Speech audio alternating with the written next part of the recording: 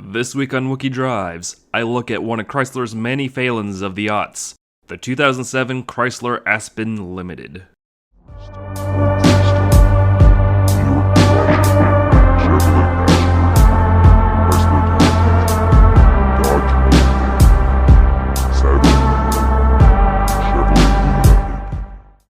Chrysler is a brand on the verge of collapse. A brand that strayed so far from its luxury roots that attempts to reclaim it often get laughed at. At the moment, the only Chrysler vehicle on sale today is the Pacifica minivan. While it's a fine van, it is up there in age. And that just leaves people asking, where are the new Chryslers? Where are the cars, the EVs, the SUVs? Well, cars simply don't sell well today. At least that's what the manufacturers tell us. And Chrysler didn't have a 300 replacement that joined Dodge's upcoming Charger and Charger Daytona in its lineup. The EVs? Yeah, about that. They are working on one, but it's been teased and scrapped about 2 to 3 times already, so it's probably not going to appear until the end of the decade now. Surely the airflow concept they teased a couple years ago would have been fine. Then there's the SUVs. You see, Chrysler's biggest issue there is the fact that Jeep exists. Jeep is Stellantis, and all of previous Chrysler owners' cash cow. Slap a 7-slot grille and a trail-rated badge on it, and you're more than likely going to sell a crap ton. Jeep's mid-size and full-size offerings are premium-ish, quasi-luxury SUVs that are the very thing a Chrysler SUV would need to be. So if Chrysler was to offer one today, then it'd compete directly against and quite possibly take away sales from Jeep. So that puts Chrysler in a really tough spot where if they were to offer such an SUV, they'd have to differentiate it enough so buyers wouldn't cross-shop both brands. Trust them, they know. They made that mistake before with the Aspen. The Chrysler Aspen was Chrysler's mid-size third-row SUV offering of the aughts. It followed up the original Pacifica, a minivan-like crossover that was actually quite forward-thinking for the time, and would sit atop Chrysler's lineup as a whole. It was meant to compete against vehicles such as the GMC Envoy, the Buick Rainier, Acura MDX, Mercury Mountaineer, and yeah, I'll probably throw in the original Volkswagen Touareg in there. And the Jeep Commander, another vehicle in the Daimler Chrysler lineup. Not necessarily full-blown luxury, like stuff like the BMW X5, Mercedes-Benz ML350, and Lexus GX470, but still a step above stuff like the Aspen's cheaper brother, the second-generation Dodge Durango. And yes, like the Rainier and the Mountaineer before it, the Aspen was indeed a rebadge, the type of car that would drive the Big Three to and near bankruptcy in 2009. Now, the Dodge Durango was in its second generation, itself introduced in 2004 and once again sharing its bones with the Dakota pickup truck. Unlike the Dakota though, the Durango and later Aspen would ditch its rear leaf springs in favor of a coil spring setup that uses a Watts link to help prevent side-to-side movements that you'd find in a multi-link solid rear axle setup. The Aspen itself would launch 3 years later in 2007. Because it was the premium offering of the two, it was not available with the Durango's base 3.7-liter PowerTech V6. Instead, you had the choice of 2 V8 engines, and a short-lived hybrid. The base engine for the Aspen would be the 4.7-liter PowerTech V8, although a 2008 revision would bump the power of that engine up significantly, and would get a rebrand under the Corsair name. The other engine would probably be Chrysler's biggest contribution to the automotive landscape of the last 20 years, the 5.7-liter Hemi V8, producing 335 horsepower and 370 foot-pounds of torque in the Aspen. For 2009, a hybrid model using a system developed by GM for its Tahoes and Silverados would launch, but came just as the Aspen and Durango saw their sales crater due to the recession, and as a result, just 800 hybrids combined from the Aspen and Durango would leave dealer lots, making those quite possibly some of the rarest mass-market SUVs of the aughts. The regular V8 models had the 5-speed 545 RFE automatic, while hybrid models got the 2-mode CVT. Because it's a truck-based SUV, it's available in either rear-wheel drive or four-wheel drive, with its power split via a 2-speed transfer case with low range, specifically the new venture NV244. Up front is an independent suspension, while the rear is the previously mentioned solid axle sprung with coils and controlled via a Watts link. The rear end housing is a Chrysler 8.25-inch model. And for its $30,935 base price, it's well equipped. Yeah, being an Aspen over a Durango does get you a dash clock to say that you're in a Chrysler, not some lowly Dodge. But being second generation Durango base does mean that you get third row seating, and its larger size means that you can comfortably fit full-size adults in both the rear rows.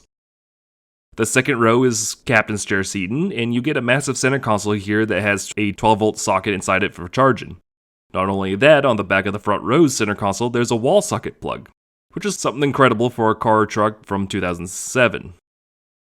At some point, the original radio has been replaced with an aftermarket Pioneer head unit, but that head unit does have a backup camera tied to it, which is a huge help for a large SUV like this. Of course, there's multi-zone climate control, and there's power moving pedals. That, for some reason, don't really seem to move much more than maybe an inch, but hey, power pedals. And of course, the two rear rows of seating do fold flat, and there's an extra little compartment in the floor of the cargo area that you could fit stuff like jackets in. Looking past the obvious bankruptcy-era Chrysler build quality materials, I don't hate it. I know I can be extremely harsh for this era of Chrysler products, because trust me, a lot of it's warranted, but it's not a terrible experience inside. Yeah, there's some bad stuff here, but for a 17-year-old truck, it's not bad. I've been in a lot worse from this era of Chrysler. On the road, it's fine. It drives and handles like a truck, but it's not terrible. The Hemi has a smooth torque band, and obviously, it's perfect for a truck like this. And the Aspen, it actually kind of feels agile, and honestly, not a bad experience to ride around town in. Again, I expected to hate this, but it's not that bad. But man, this is a quirky truck, and that's where a lot of the Daimler Chrysler-ness comes out.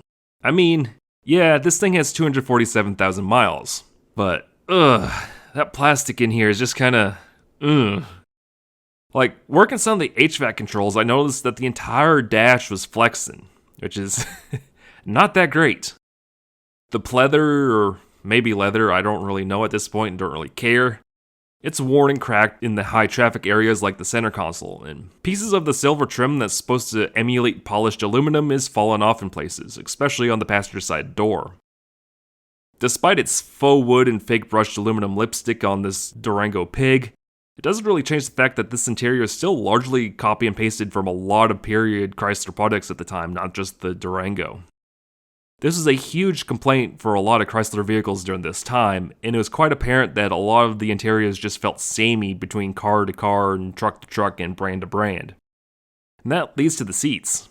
Yeah, as a tall man, I don't feel claustrophobic and I fit well, but the driver's seat just feels oddly stiff, while lacking a lot of bolstering or support. It's like sitting on a gym mat, which is kind of the opposite of what you'd want in a premium-ish product. Yeah, it'd be one thing in the Durango, that's the consumer product people mover and hauler. But this is like Chrysler, named after a famed Colorado ski and resort town. This is supposed to feel somewhat posh, and I'm not feeling it at all. Even the owner, Matthew, said that while it's okay driving around town, he recently drove it to Maryland to pick up a Project C10, and after about 2 to 3 hours, his lower back started to hurt as there was no real adjustment or support. Which was not something I'd expect to say for a premium-ish product that's trying to emulate that luxury of old. Which is probably one of the biggest failings of the Chrysler Aspen. Sure, it's got an incredibly cramped engine bay, and it has the thirsty nature of this being a third-row truck-based SUV with a pushrod Hemi V8. But the Aspen itself kind of feels like a last-second response to the flood of premium-ish SUVs that flooded the market at the start of the aughts. Like at the time the Aspen launched, the recession was right around the corner, and it had no real opportunity to build any sort of momentum to help carry itself through the recession when sales of body-on-frame SUVs cratered. Meanwhile, stuff like the Lexus GX470 and Volkswagen Touareg were launched in 2003 and 2004, and had years of goodwill to carry themselves through the dark ages. Sure, its primary competition, the more premium of the GMT 360 siblings, would get the axe at the same time. But they had largely launched in 2002 and were at the end of their model cycles come 2009, and GM had the large Lambda crossovers lined up to replace them. They were at the end of their natural conclusion. Meanwhile, the Aspen barely had the time to be a blip on the automotive landscape before it was forced to get the axe during the recession. And unlike its Durango brethren, it wouldn't get a replacement.